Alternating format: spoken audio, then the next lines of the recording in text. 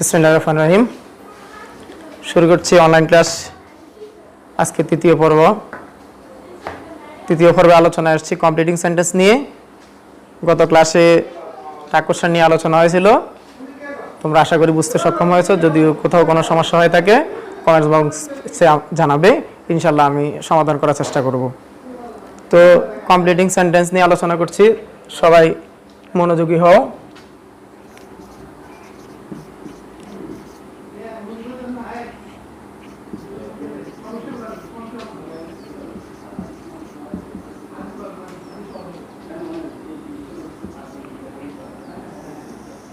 Completing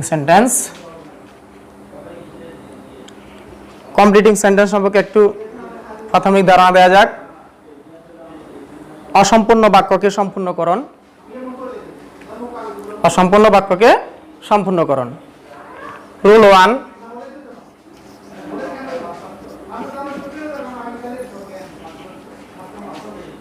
আমরা rule 1 এর মাঝে কন্ডিশনাল সেন্টেন্স নিয়ে আলোচনা করছি। কন্ডিশনাল সেন্টেন্স 3 প্রকার: ফার্স্ট কন্ডিশনাল, সেকেন্ড কন্ডিশনাল এবং থার্ড কন্ডিশনাল। শুরুতে আমরা ফার্স্ট কন্ডিশনাল নিয়ে আলোচনা করছি।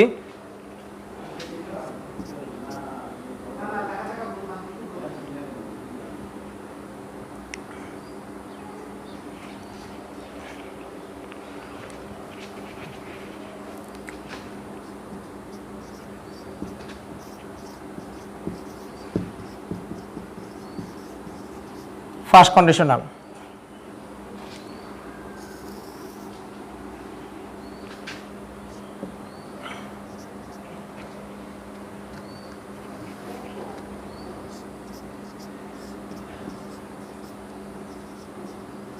ইফযুক্ত বাক্যের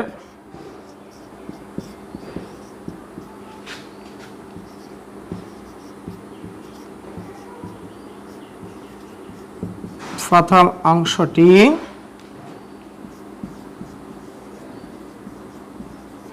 প্রেজেন্ট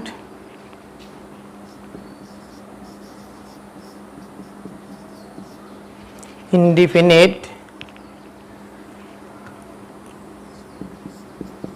হলে দ্বিতীয় অংশটি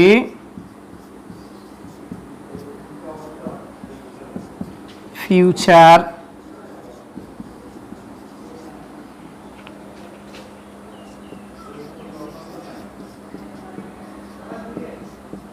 ইনডিফিনিট হবে। যেমন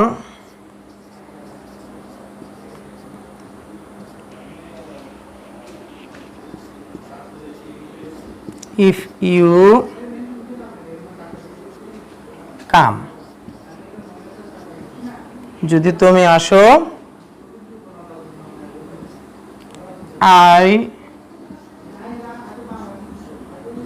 I shall go। তাহলে if you come অংশ প্রেজেন্ট ইনডিফিনিট দেখে পরবর্তী অংশ I shall go future indefinite, এই অংশটি পূরণ করতে হবে। বিশেষ করে যে অংশটি পূরণ করব সেই অংশটির নিচে আমাদের আন্ডারলাইন করে দিতে হবে। এখানে আমরা আরেকটি উদাহরণ দিতে পারি।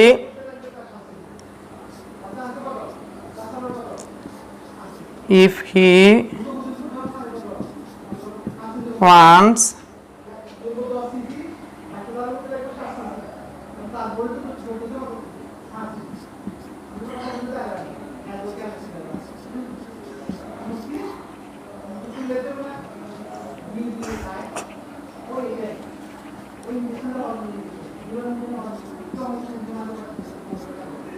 I shall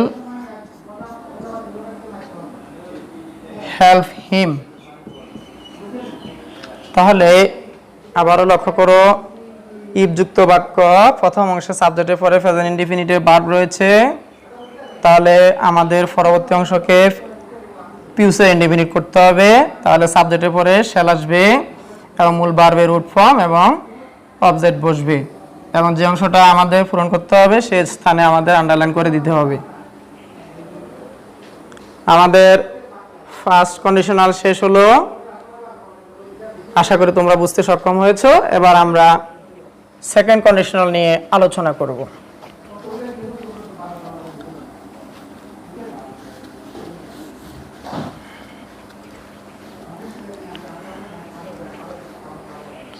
সেকেন্ড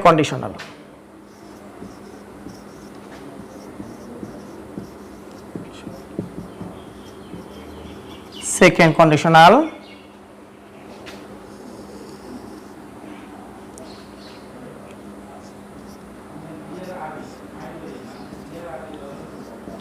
if যুক্ত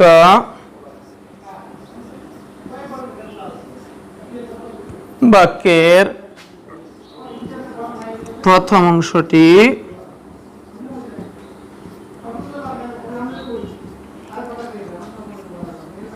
ফার্স্ট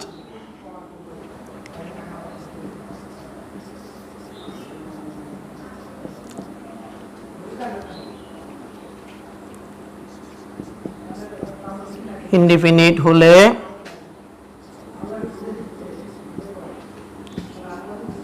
দ্বিতীয় অংশটি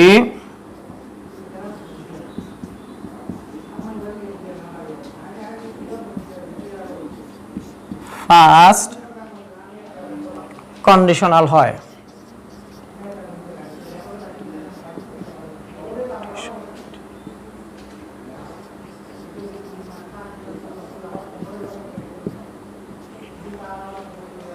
এক্ষেত্রে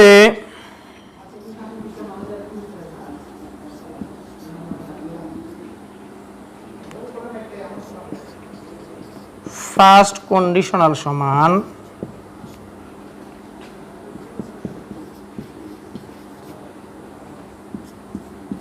subject plus should plus would plus might plus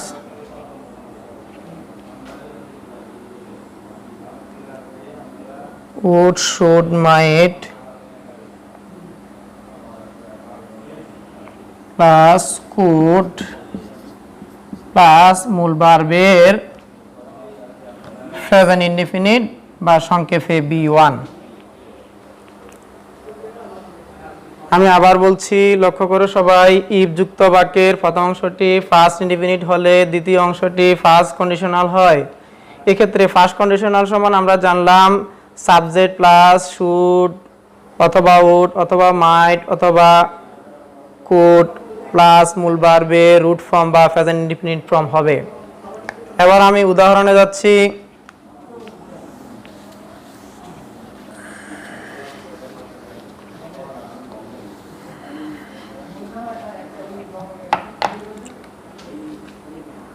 যেমন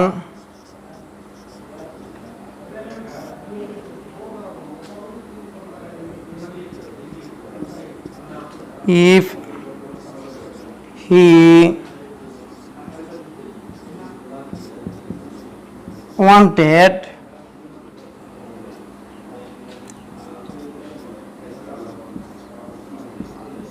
I would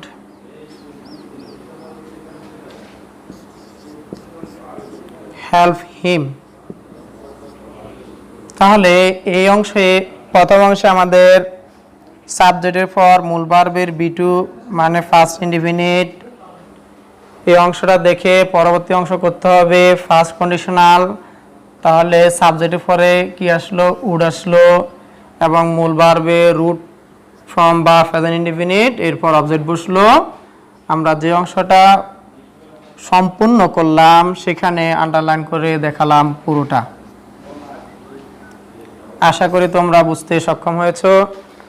এরপরও আমি আরেকটা উদাহরণ নিয়ে এসেছি।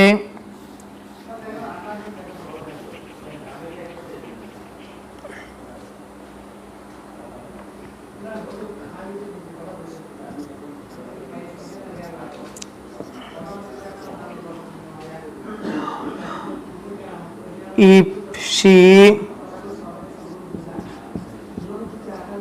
worked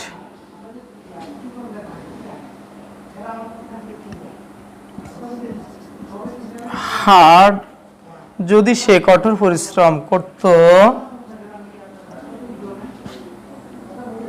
যদি সে কঠোর পরিশ্রম করত, she would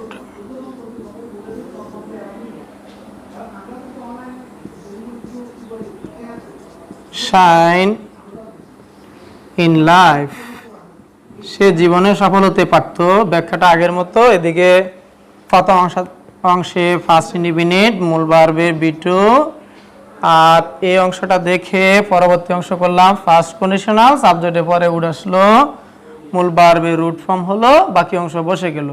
তাহলে আমাদের যে অংশটা পূরণ করলাম সেটা পুরোটা আন্ডারলাইন করে দিলাম। আশা করি তোমরা বুঝতে সক্ষম হয়েছো। এবার আমরা থার্ড কন্ডিশনাল নিয়ে আলোচনা করব।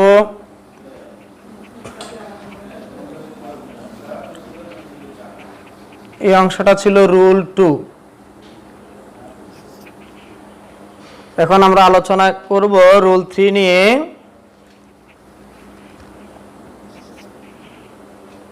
Third conditional.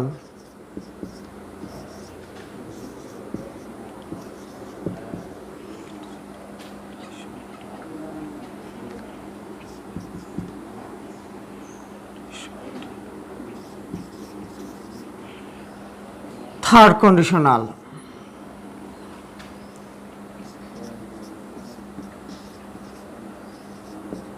ইফ যুক্ত বাক্যের প্রথম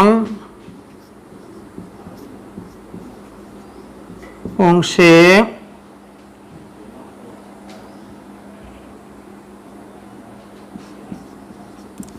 ফার্স্ট পারফেক্ট, ফার্স্ট পারফেক্ট হলে দ্বিতীয় অংশে পারফেক্ট কন্ডিশনাল হয়।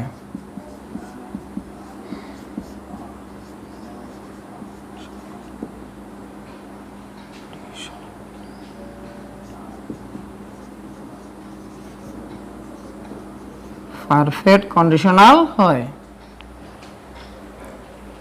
পারফেক্ট কন্ডিশনাল নিয়ে একটু ব্যাখ্যা করি।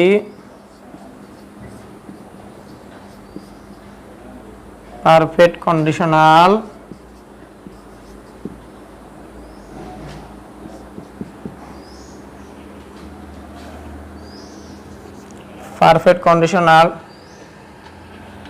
Equal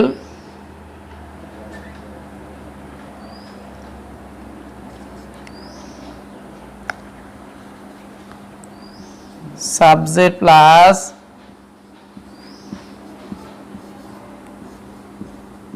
could have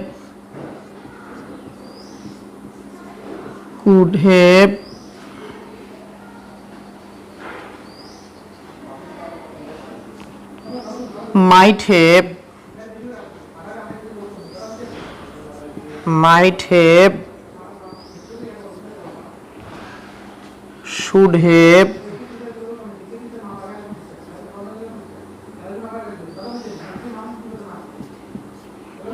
plus B3 মানে হলো ফার্স্ট পারফেক্ট, ফার্স্ট পার্টিসিপল মূল ভার্বের ফার্স্ট পার্টিসিপল B3 দিয়ে বোঝায়। তাহলে আমরা আরেকবার ফার্স্ট পারফেক্ট কন্ডিশনালটা জানবো। পারফেক্ট কন্ডিশনাল সমান subject plus would have might have should have plus মূল ভার্বের B3 অর্থাৎ ফার্স্ট পার্টিসিপল। তাহলে আবার দেখছি থার্ড কন্ডিশনালটা কি, ইফ যুক্ত বাক্যের প্রথম অংশে ফার্স্ট পারফেক্ট হলে দ্বিতীয় অংশে পারফেক্ট কন্ডিশনাল হয়। Perfect conditional equal to subject plus would have might have should have plus B3। এখন আমরা উদাহরণে যাচ্ছি।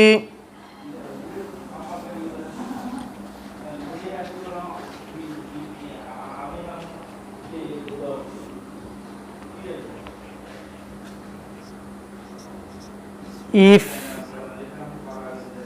they had started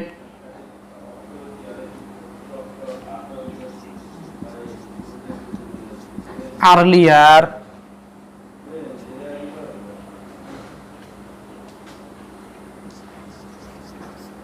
they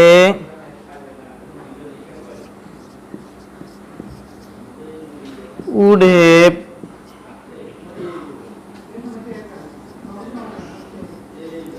reached the station in time, যদি তারা তাড়াতাড়ি যাত্রা করত, B had plus B3 first perfect দেখে পরবর্তী অংশকে পারফেক্ট কন্ডিশনাল করলাম। সাবজেক্টের পরে উড হ্যাভ আসলো, মূল ভার্বের B3 হলো ফার্স্ট পার্টিসিপল এবং বাকি অংশ বসলো, সার্থক একটি বাক্য বসলো। আশা করি তোমরা বুঝতে সক্ষম হয়েছ।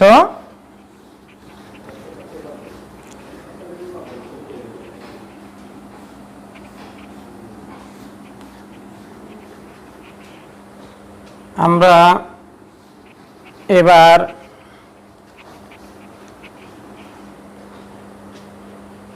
কন্ডিশনাল সেন্টেন্স বাদ দিয়ে as soon as যুক্ত বাক্য নিয়ে আলোচনা করব।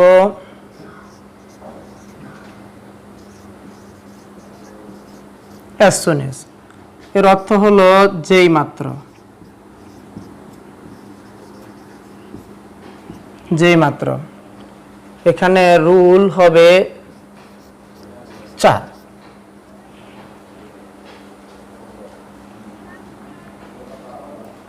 as soon as যুক্ত বাক্যের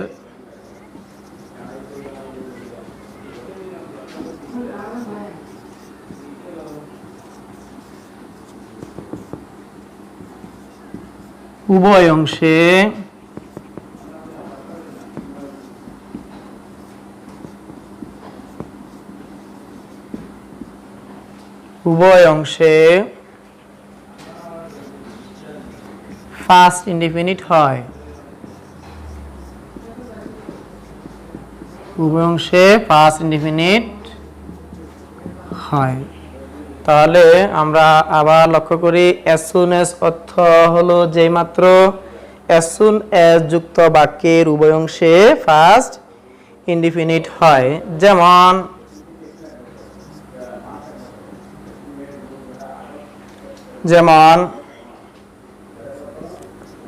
as soon as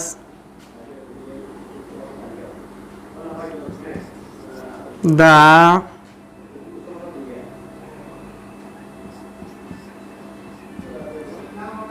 thief saw দেখেছিল B2 the police, saw the police, মাঝখানে কমা বসবে, he ran away। লক্ষ্য করো as soon as যুক্ত বাক্যের প্রথম অংশে আমরা পেলাম ফার্স্ট ইনডিফিনিট স। এই অংশটি দেখে পরের অংশ আমাদেরকে আবারও ফার্স্ট ইনডিফিনিট করতে হবে, এজন্য সাবজেক্টের পরে এখানেও B2 আসলো। তাহলে পুরো বাক্যটা আমি অর্থসহ বলছি। as soon as যেই মাত্র দ্য থিফ চোরটি স দেখেছিল দ্য পুলিশটিকে, হি র্যান অ্যাওয়ে সে দৌড়ে পালিয়েছিল। আশা করি বুঝতে সক্ষম হয়েছ। আরও এ ধরনের অনেক বাক্য উদাহরণ দেয়া যাবে, কিন্তু সময়ের স্বল্পতার কারণে আমি উদাহরণ কম দিচ্ছি। তোমরা বাড়িতে আরও প্র্যাকটিস করবে এবং কমেন্টস করবে। আমি এখন রুল 5 নিয়ে আলোচনা করব।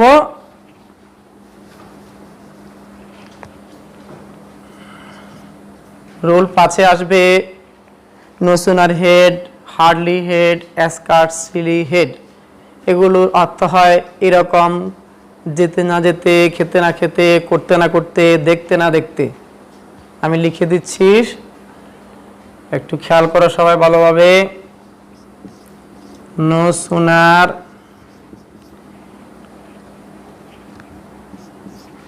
সুনার হেড, হার্ডলি হেড,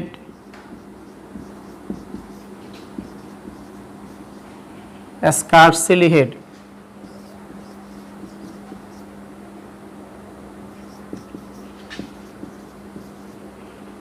এগুলোর অর্থ হলো যেতে না যেতে, খেতে না খেতে,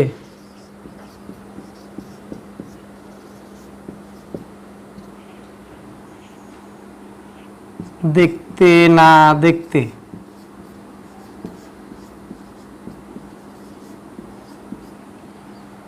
এই ধরনের বাক্যের প্রথম অংশে ফার্স্ট পারফেক্ট হয়, পরবর্তী অংশে ফার্স্ট ইনডিফিনিট হয়।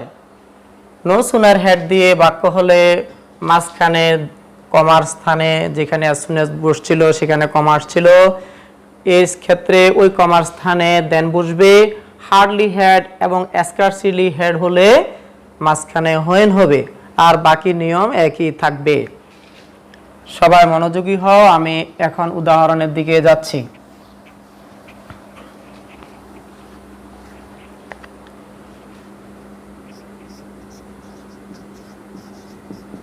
Hardly had we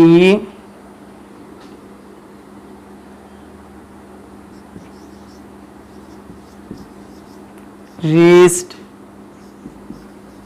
the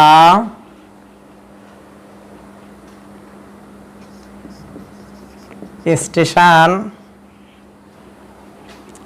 when the train left।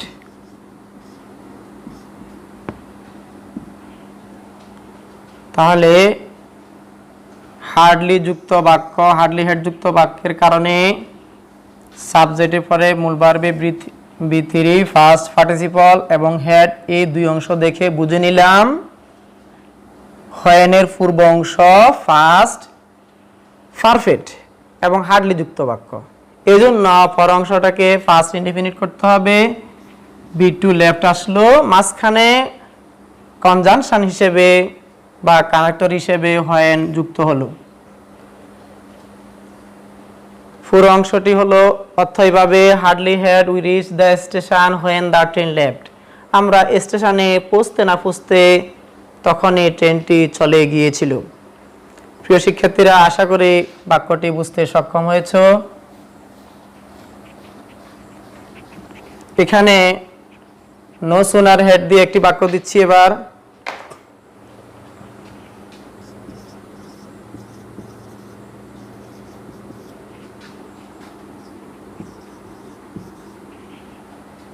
no sooner had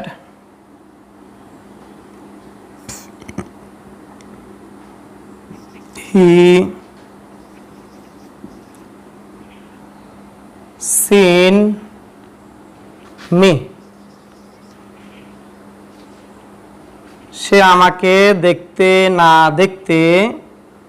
যেহেতু নো সুনার হেড দিয়ে বাক্য, তাহলে কানেক্টর হিসেবে বা কনজাংশন হিসেবে এখানে আসবে দেন। তারপরে পুনরায় আগের মতো পর অংশ ফার্স্ট ইনডিফিনিট হবে। No sooner had he seen me then হি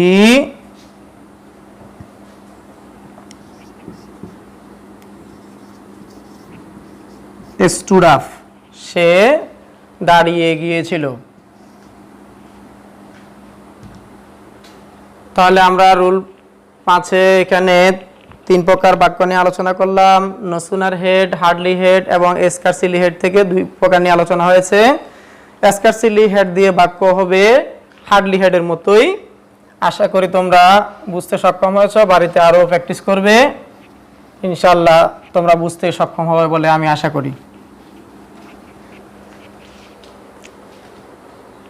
তাহলে আজ এই পর্যন্তই আলোচনা করলাম। ইনশাআল্লাহ পরবর্তী ক্লাসে আবার দেখা হবে। সে পর্যন্ত আজকের মতো এখানে বিদায়। আল্লাহ হাফেজ। সবাই ভালো থেকো, সুস্থ থেকো। আল্লাহ হাফেজ।